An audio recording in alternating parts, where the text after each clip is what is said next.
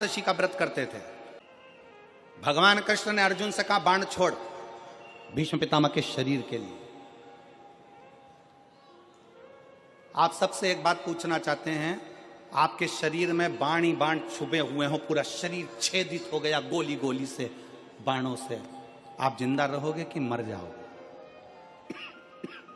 जीवित रहोगे? जम के तो बोलो नहीं, व्यक्ति मर जाए।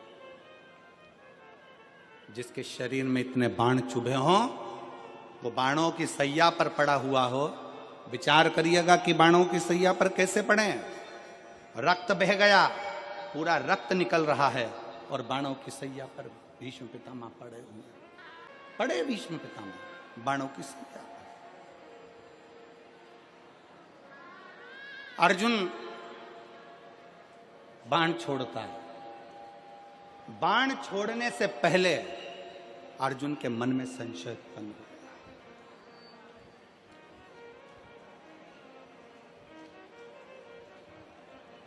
बाण छोड़ने से पहले अर्जुन के मन में संशय है। अर्जुन ने कहा, प्रभु अगर मैं बाण छोड़ता हूं और भीष्म पितामह के शरीर में लगेगा तो भीष्म पितामह को कष्ट बहुत होगा, बहुत कष्ट। अगर मैं बाण छोड़ता हूं तो भीष्म पितामह को कष्ट बहुत होगा।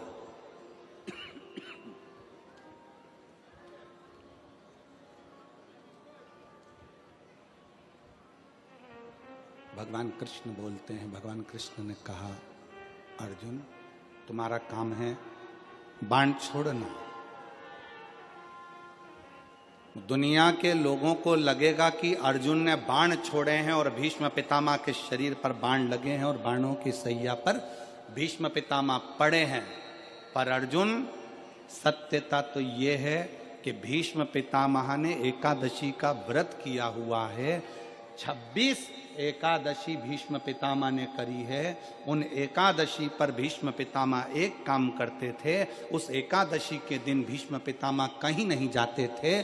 गौ माता के पास रहकर, गाय को चारा देकर, गाय की सेवा कर कर, गाय की पूजन कर कर, गौ माता की आराधना कर कर भीष्म पितामह अपना एकादशी का व्रत करते थे। गौशाला में गौ माता को जितना फलाहार देते थे, अपने अंश से, अपने जो पाया, जैसा पाया वैसे अंश के हिसाब से गौ माता की सेवा में लीन रहते थे।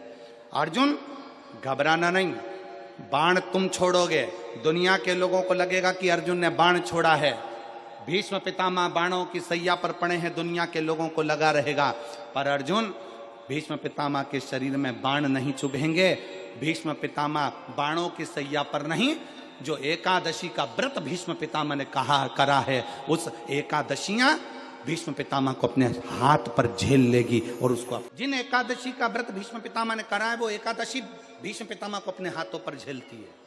इसलिए हमारे पुष्टि मार्ग में जहां हम ब्रह्म संबंध लेते हैं, वल्लभ कुल में एक बड़ी सुंदर बात कही जाती है कि भले बकरी जैसे चरो पर एकादशी जरूर करो।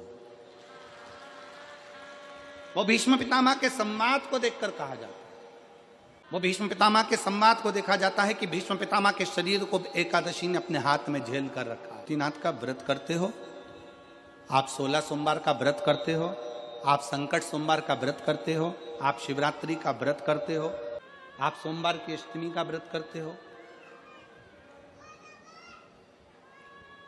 उन व्रतों में सारे व्रत करो, मना नहीं है, पर उस व्रत में अपना पूर्ण समर्पण परमात्मा के प्रति रखो।